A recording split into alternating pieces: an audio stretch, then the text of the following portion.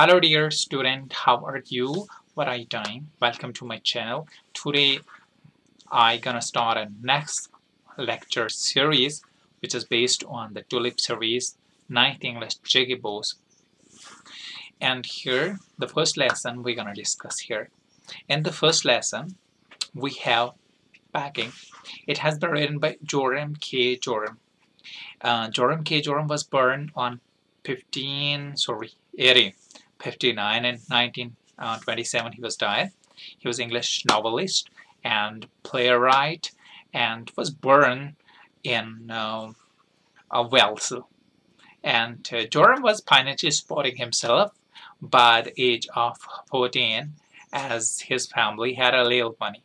After clerking, teaching, acting, he turned his attentions toward writing and editing. Two books, Idle Thoughts of an Idle Fellow, 1886, and Three Men in a Boat, 1889, represent his greatest success as a writer.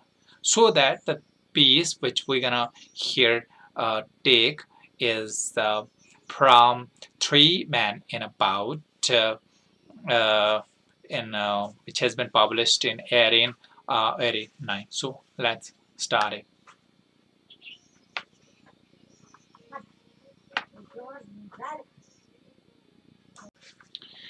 Here,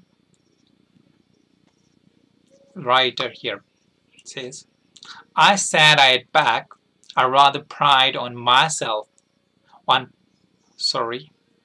I rather pride myself on my packing.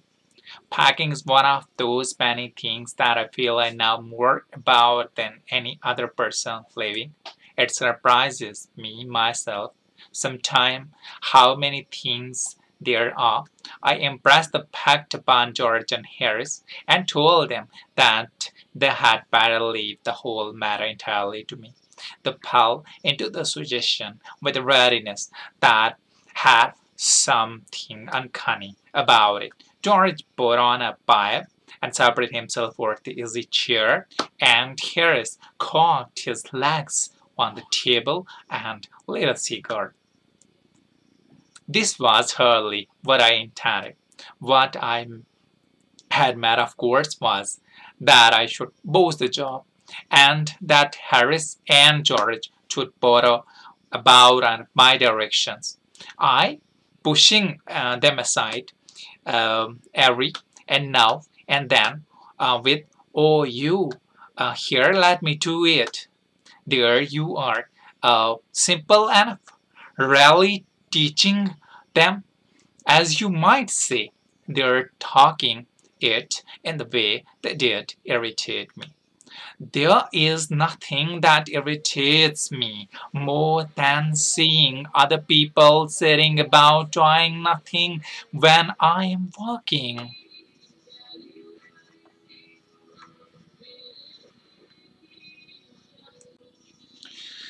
I lived with a man once who used to make me mad that way. He would loll on sofa and watch me doing things by the hours together. He said it did him real good to look on at me messing about. Now, I'm not like that. I can't sit still and see another man solving and working.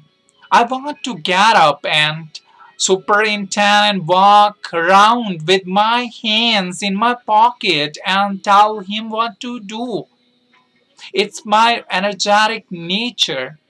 I can't help it. However, I didn't say anything but started the packing. It seems a longer job than I had thought it was going to be. But I got the bag finished at last and I sat on it and strapped it. Aren't you going to put the boots in? Said Harris.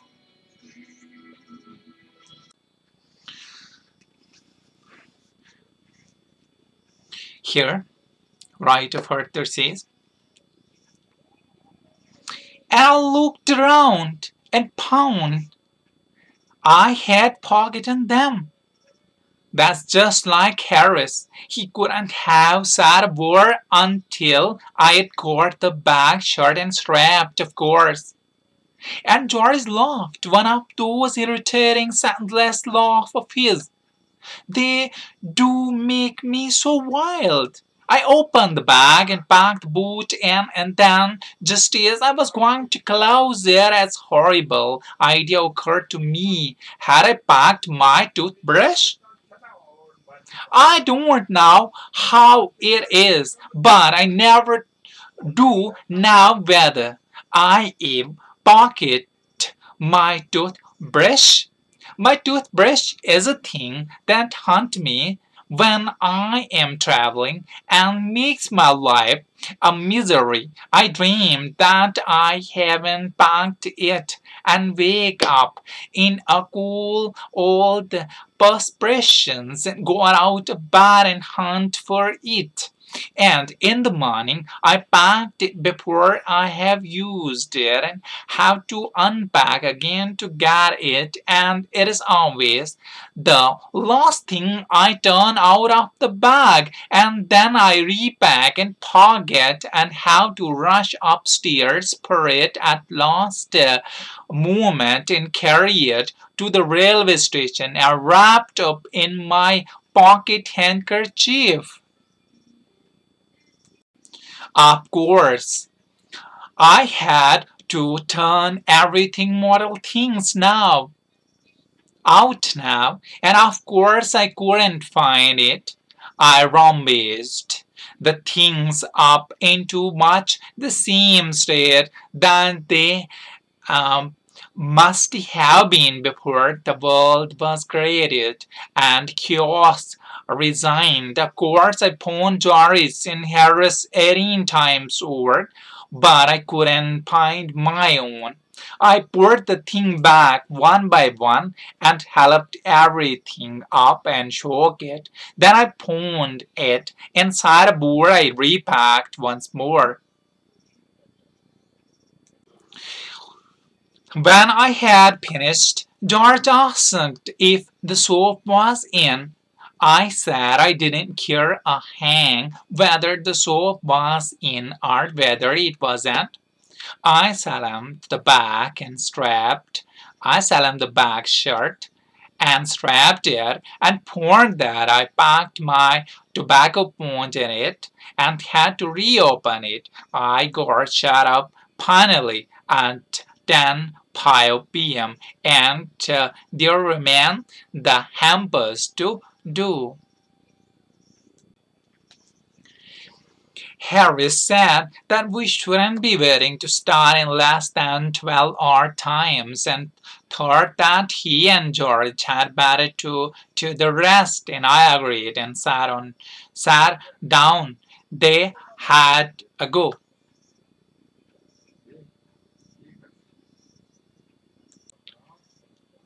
They began in a light-hearted separate, evidently intending to show me how to do it. I made no comment.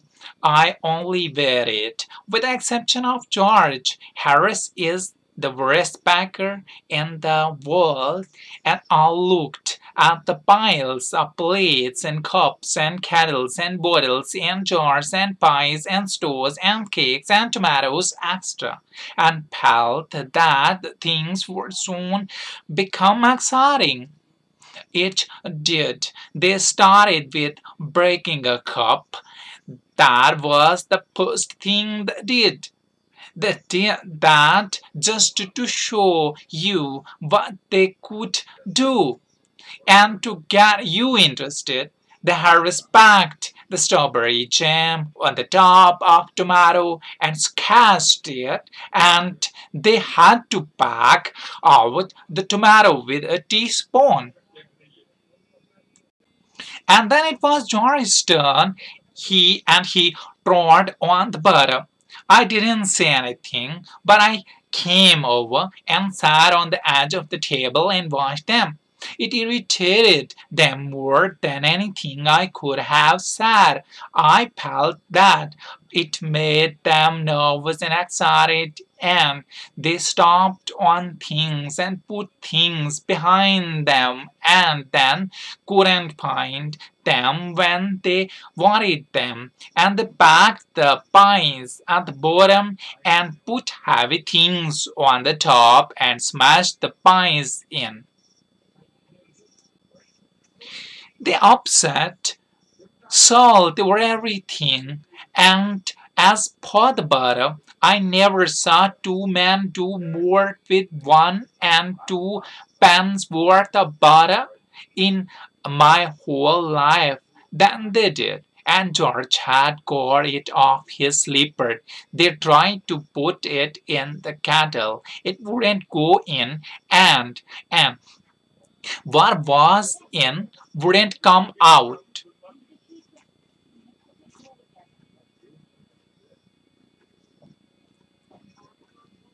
They did scrape it out at last and put it down on a chair, and Harris sat on it, and it rocked to him, and they were looking for it all over the room. It'll take my oath I put it down on the chair, said George, staring at the empty seat. I saw you to do it myself not a minute ago, said Harris.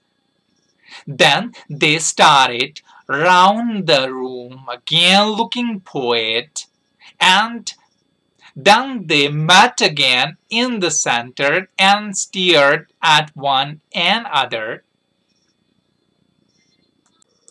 Most extraordinary thing I ever heard of, George, said George. So mysterious, said Harris. The George got round at the back of Harris and sighed.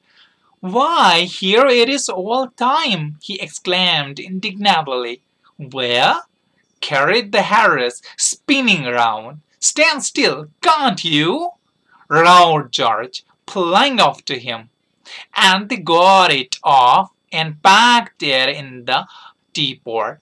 Montmorency was in it all. Of course, Montmorency's ambition in life is to get in the way and peace won it. If he can scream in any word where he particularly is not wanted, and be a perfect nuisance, and make people mad, and have things thrown at his head, then he feels his day hasn't been wasted. To get somebody to stumble over him and curse him steadily for an art is his highest aim and object, and when he once succeeded in accomplishing this, his consent becomes quite unbearable. He came and sat down on the things just when they were wanted to be packed, and he labored under the fixed belief that whenever Harris or George reached out their hand for anything, it was under the fixed belief that whenever George or Harris reached out their hand for anything, it was his old damp nose that they wanted, and he put his leg into the jam and worried the teaspoon, and he pretended that the lemon were rats and got into the hampers and killed 3 of them before Harris could land him with the frying pan. Harris said I encouraged him. I didn't encourage him. I encouraged him. And I didn't encourage him. A dog like that doesn't want any encouragement. It's the natural original sins that is born in him that makes him do things like that. The packing was done at 12:50, and Harris sat on the big hamper and said he hoped nothing would be broken. Doris said that if anything was broken, it was, which reflection seems to comfort him. He also said he was ready for bed, and we were all ready for bed. Harris was to sleep with us that night, and we went upstairs. We tossed for bed, and Harris had to sleep with me, and he said, "Do you prefer the inside or outside, Jay?" I said, "I generally prefer to sleep inside a bed." Harris said it was odd. So it was the text which we have here discussed, and we will start the summary in the next video.